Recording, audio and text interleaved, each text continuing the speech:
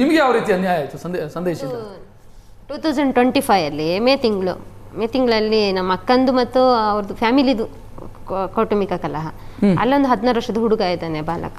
ಅವನು ಅಲ್ಲಿ ತುಂಬ ಸಫರ್ ಆಗ್ತಾನೆ ಗಂಡ ಅಪ್ಪನ ಮತ್ತು ಸಮಸ್ಯೆಯಲ್ಲಿ. ನಮ್ಮ ಮನೆ ಅಂದರೆ ಒಂದು ನನ್ನ ಅಮ್ಮ ಇರೋದು, ಅಣ್ಣ ಇರೋದು ನಮ್ಮ ಮನೆಯಲ್ಲಿ. ಹಾಗಾಗಿ ನಮ್ಮ ಹತ್ರ ದೂರು ಕೊಡ್ತಾನೆ. ಹಾಗೆ ದೂರು ಕೊಟ್ಟಾಗ ಇವರು ಪೊಲೀಸ್ ಸ್ಟೇಷನಿಂದ ಕಾಲ್ ಬರ್ತದೆ, ಕೊಲೆ ಬೆದರಿಕೆ 16 ವರ್ಷದ ಹುಡುಗನಿಗೆ ಅಂತ. ಅಕ್ಕನಿಗೆ ಫೋನ್ ಮಾಡಿದರೆ ಫೋನ್ ತೆಗಿಯಲ್ಲ. ಸರಿ ಅಂತೇಳಿ ಈ ಹುಡುಗನಿಗೆ ಪ್ರೊಟೆಕ್ಟ್ ಆಗಿ ನಾವು ಹೋಗಲೇಬೇಕಾಗತ್ತೆ. ನಾನು ನನ್ನ ಮಗ ನಾವು ಸ್ಟೇಷನ್ಗೆ ಹೋದ್ವಿ. ಅಲ್ಲಿ ಅವಳು ಅಕ್ಕಂದು ಗಂಡಸ ನಮ್ಮ ಮನೇಲಿ ಬಂದು ಕೂತ್ಕೊಂಡ್ರಿ, ಇವಳು ಸಾಹಸ ಬೇಡ ಅಂತೇಳಿ. ಹುಷಾರು ಸಹ ಇರಲಿಲ್ಲ ಅವರಿಗೆ. ಸರಿ ಸ್ಟೇಷನ್ಗೆ ಹೋದಾಗ ಅಲ್ಲಿ ನಡೆದಿದ್ದೇ ಬೇರೆ. ಒಂದು ಮಾತಾಡೋದು, ಆ ವರ್ಡ್ಸು, ಆ ಪೊಲೀಸ್ ಭಾಷೆನೋ ಗೊತ್ತಿಲ್ಲ. ಬಟ್ ಸಿಬ್ಬಂದಿಗಳು ಎಲ್ಲ ಒಂದೇ ಲೆವೆಲಲ್ಲಿ ಇದ್ದಾರೆ. ಮೂಡಬಿದ್ರೆ ಸ್ಟೇಷನ್ ಅಂಗಳದಲ್ಲಿ ಕೂತ್ಕೊಳಿಸಿದ್ದಾರೆ. ನಾಯಿ ಹುಚ್ಚ ಎಲ್ಲ ಪೊಲೀಸ್ ಭಾಷೆ. ನಾನು ಆವಾಗಲೇ ಹೇಳಿದ್ದೆ, ನೋಡಿ ಇವರು ಜಗಳ ಮಾಡಿರ್ಬೋದು, ಇಬ್ಬರೂ ಸರಿ ಇಲ್ಲ ಅವರಲ್ಲಿ, ಏನೋ ಇರ್ಬೋದು ಅವ್ರದ್ದು. ಇವಾಗ ಅದನ್ನು ಸರಿ ಮಾಡಿ ನಮ್ಮ ಮನೆಯಿಂದ ಕಳಿಸ್ಕೊಡ್ಬೇಕು, ಚೆನ್ನಾಗಿರ್ಬೇಕು ಅಂತ. ಅಷ್ಟೊತ್ತಿಗೆ ಒಬ್ರು ಬಂದರು, ಹೈಟ್ ಪರ್ಸನಾಲಿಟಿ. ಅಯ್ಯಪ್ಪ ಈ ಇನ್ಸ್ಪೆಕ್ಟ್ರ್, ಆ ಸಂದೇಶ ನಮ್ಗಂತ ಅವ್ರ ಬುಡನೂ ಗೊತ್ತಿಲ್ಲ, ತಲೆನೂ ಗೊತ್ತಿಲ್ಲ. ಬಂದರು, ಏಕಾಏಕಿ ಆರೋಗ್ಯಕರವಲ್ಲದ ನಿಂದ ಪದ, ಬೆಂಗಳೂರಿನವರು ಅದೇ ವರ್ಡ್ಸು, ಅದು ಹೇಳ್ಬಾರ್ದು ನನ್ನ ಬಾಯಲ್ಲಿ, ಹೊಲಸು ಮಾತಾಡಿದರು. ಏನು ಸರ್, ನಾನು ಇರಲಿಲ್ಲ, ಬೆಂಗಳೂರಲ್ಲಿ ಇದೆ, ನಮ್ಮ ಮಗನದು ಬರ್ತ್ಡೇ ಇತ್ತು, ಅದಕ್ಕೂ ದೊಡ್ಡ ಮಗಂದು, ಅದಕ್ಕೂ ಹೋದವಳು ನಾನು ಇವತ್ತು ಬರೋದು ಅಂತ ಹೇಳುವಾಗ, ಬೆಂಗಳೂರಿನವರು ಸೂಳೆ ಮುಂಡೆಗಳಂದರು. ಅಲ್ಲೇ ಆ ವರ್ಡ್ಸ್ ಹೇಳಬಾರ್ದು ನಾನು ಅಲ್ಲೇ ಹೇಳಿದರು. ಅಷ್ಟೊತ್ತಿಗೆ ತುಂಬ ಬೇಜಾರಾಗಿಬಿಡ್ತು. ನನ್ನ ಮಗ ಎದ್ದು ಬಿಟ್ಟು ಆ ಮೊಬೈಲ್ ಹಿಡ್ಕೊಂಡು ಅಂಗಳದಲ್ಲಿ, ಇದೆಲ್ಲ ಪೊಲೀಸ್ ಸ್ಟೇಷನ್ ಒಳಗಲ್ಲ, ಅಂಗಳದ ವಿಡಿಯೋ ಮಾಡಿದ. ಅಷ್ಟೊತ್ತಿಗೆ ಮಕ್ಕಳಿಗೆ ಬಡಿದ್ರು. ತಾಯಿಯದವಳು ಕಣ್ಣಲ್ಲಿ ನೋಡುವಾಗ ಹೇಗಾಗುತ್ತೆ, ನಾನು ಅಡ್ಡ ಹೋದೆ, ನನಗೂ ಬಡಿದ್ರು, ಒಳಗೆ ಹಾಕಿದ್ರು. ಆಮೇಲೆ ನಡೆದಿದ್ವಿ ಬೇರೆ. ನಾವು ಬಂದು ಆಸ್ಪತ್ರೆಯಲ್ಲಿ ಬಂದ್ವಿ. ಅದರಲ್ಲೂ ನಮ್ಮನ್ನು ಬಿಡಲಿಲ್ಲ, ಮಕ್ಕಳನ್ನು ಒಳಗೆ ಹಾಕಿದ್ರು. ರೋಡ್ಗೆ ಹೋದಾಗ ಹೊಯ್ಸಳ ಗಾಡಿಯಲ್ಲಿ ದಬ್ಬಿದ್ರು.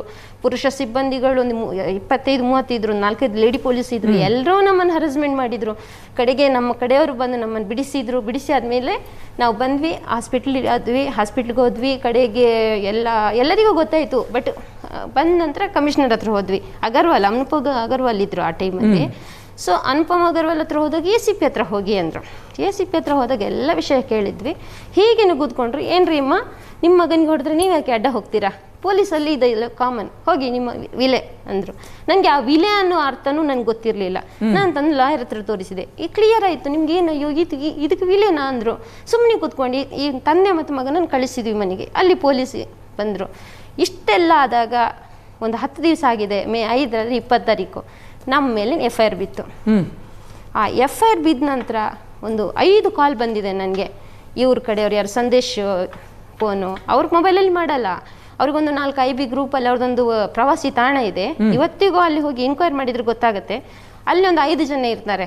ಸಂತೋಷ್, ಅರುಣ್ ಶೆಟ್ಟಿ, ಭರತ್ ಶೆಟ್ಟಿ, ರಾಜೇಶ್ ಕಡಲ್ಕೆರೆ, ಇವರೆಲ್ಲ ಅಲ್ಲೇ ಸೇರ್ಕೊಳ್ಳೋದು. ಯಾಕಂದ್ರೆ ಇವ್ರದ್ದು ಭ್ರಷ್ಟಾಚಾರ ನಡೆಯುವುದೇ ಅಲ್ಲಿ IBಯಲ್ಲಿ. ಇವ್ರದ್ದು ದುಡ್ಡು ತಂದು ಕೊಡ್ಲಿಕ್ಕೆ ಅಲ್ಲೆಲ್ಲ ಹುಡುಗಿರನ್ನು ಕರ್ಕೊಂಡೋದ್ರೆ ಮಂಚಕ್ಕೆ ಹೋಗಿ ಇವ್ರು ಕಾವಲು ಕಾಯ್ಬೇಕಲ್ಲ ಇವರನ್ನು. ಅದು ಆಮೇಲೆ ಗೊತ್ತಾಯ್ತು. ನಾನು ಹೋಗಿ ಒಮ್ಮೆ ನೋಡ್ಕೊಂಡು ಬಂದಿದ್ದೀನಿ. ನಾನೊಂದು ಕಲರ್ ಡ್ರೆಸ್ ಚೇಂಜ್ ಮಾಡ್ಕೊಂಡು ಹೋಗಿ ನೋಡ್ಕೊಂಡು ಬಂದಿದ್ದೀನಿ. ಅಲ್ಲಿ ಇದ್ರು. CC ಕ್ಯಾಮರಾ ಇರಲಿಲ್ಲ ಆ ಟೈಮಲ್ಲಿ. ಅಂದರೆ ಪಕ್ಕದ ಬಿಲ್ಡಿಂಗಲ್ಲಿ CC ಇದೆ. ಇವಾಗ ಹೋಗಿ ಚೆಕ್ ಮಾಡಿದ್ರು ಗೊತ್ತಾಗುತ್ತೆ. ಯಾರ್ಯಾರ ನಂಬರ್ ನಂಗೆ ಕಾಲ್ ಮಾಡುತ್ತೆ, ಅದರಲ್ಲಿ ಬರುತ್ತೆ ನನಗೆ ಟ್ರೂ ಕಾಲರಲ್ಲಿ ಸಂತೋಷು, ಇನ್ನೊಂದು ಭರತ್ ಶೆಟ್ಟಿ. ಏನು ಕೇಳೋದು, ಮಂಚಕ್ಕೆ ಬರ್ತೀಯಾ, ಇನ್ಸ್ಪೆಕ್ಟರ್ ಇದ್ರು ಬಿದ್ದರೆ ನೀನು ಬೀಳ್ತೀಯಾ, ನಿನಗೆ ಯಾರದು ಬಾಂಬೆಯಲ್ಲಿ ನಿರ್ಭಯನ್ಗೆ ರೇಪ್ ಆಗಿತ್ತಲ್ವಾ, ಅದೇ ಥರ ನಿನಗೆ ರೇಪ್ ಮಾಡ್ತಾನೆ ಅಂತ ಹೇಳಿದ್ದು ಒಂದು ವರ್ಡ್ಸ್ ಬಂದಿದೆ. ಇನ್ನು ಮೂಡಬಿದ್ರೆ ಸ್ಟೇಷನಲ್ಲಿ ಜನವರಿ ತಿಂಗಳಲ್ಲಿ ಅದೇ ವರ್ಡ್ಸು, ನಿನಗೆ ಏನದು ನಿರ್ಭಯನ್ಗೆ ಆದ ಥರನೇ ಮಾಡ್ತೀನಿ ನಾನು, ಅವಳಿಗೆ ಅದೇ ವರ್ಡ್ಸ್ ಹೇಳೋದು, ಅವಳಿಗೆ ಅದೇ ಮಾಡ್ತೀನಿ, ನಾನು ಹಾಗೆ ಸಾಧಿಸುವವನೇ. ನಾನೊಂದು 20 ನಿಮಿಷದೊಂದು ಆಡಿಯೋ ಕೇಳಿಸ್ಕೊಂಡಿದ್ದೆ. ಒಂದು ಆಡಿಯೋ ಇದೆ. ಹೌದು, ಕೆಟ್ಟ ಕೊಳಕು ಭಾಷೆಯಲ್ಲಿ ಮಾತನಾಡೋದನ್ನು ನೋಡ್ತೀವಿ.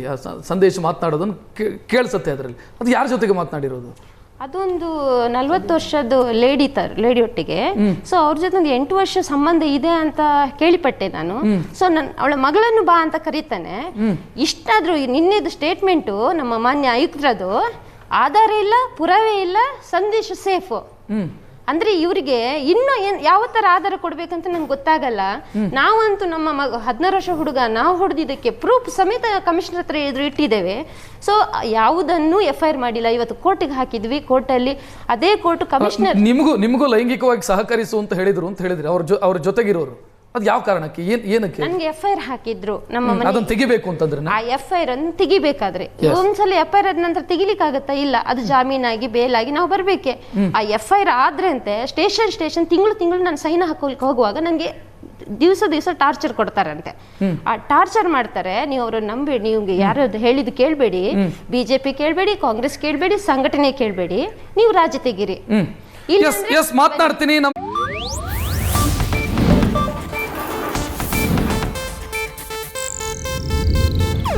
ಇದು ಏಷ್ಯಾನೆಟ್ ನ್ಯೂಸ್ ನೆಟ್ವರ್ಕ್ ಪ್ರಸ್ತುತಿ.